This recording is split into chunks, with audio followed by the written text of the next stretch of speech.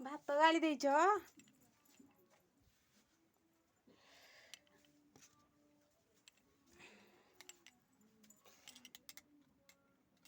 ବୋଉ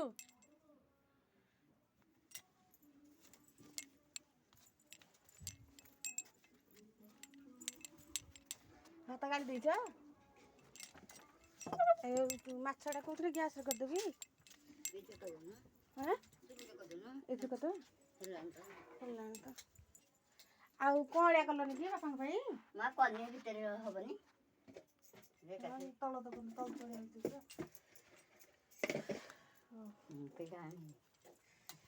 ପିଆଜଟା ଖାଲି କାଟିଦିଅ।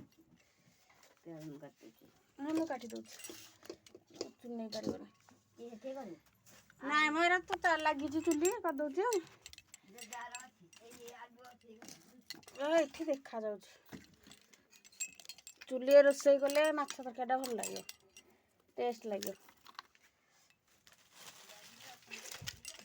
ହଁ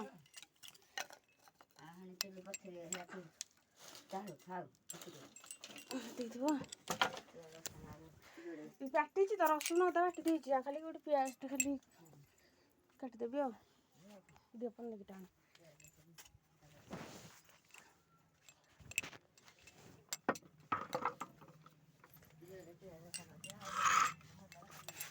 ହଁ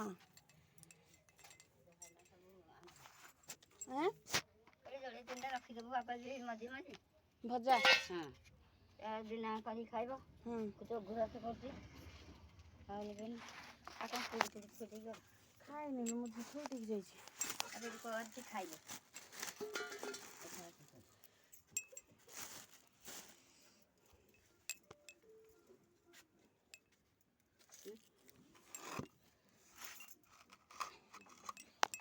ନା ନାଇଁ ନଦୀ କି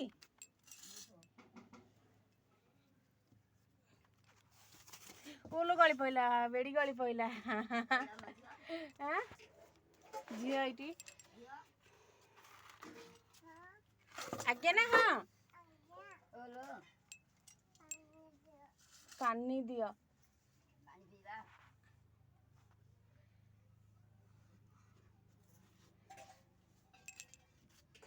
ମାମା ତମେ ପାନି ପିଇବ?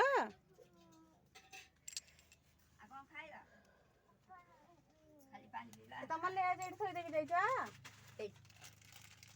ବୁଢୀ ତମ ଲେଜ ଥୋଇ ଦେଇଛ?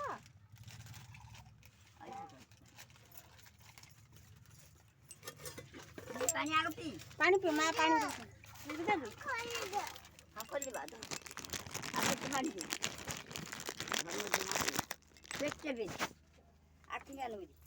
ଆଖି କାନ ବୁଝିକି ପିଇଦେ। ଉଠ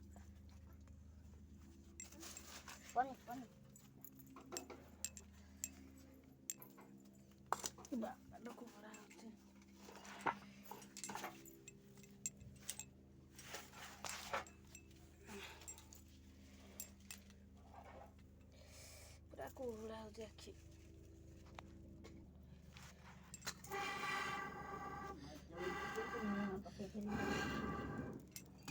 ଚିଡ଼ିଗଲା। କଣ କହିଲ ବୋଉ? ପକେଇଥିଲ ଭଜାରେ, ଆଉ ଅଳ୍ପ ଟିକେ ପକେଇବି। ହଉ ଆଳୁ ପକେଇବିନି। ମାଛରେ ପୁଅ ଏଠି ଖୋଜିବେ ନା, ଗୋଟେ ଆଳୁ କାଟିଦିଅ।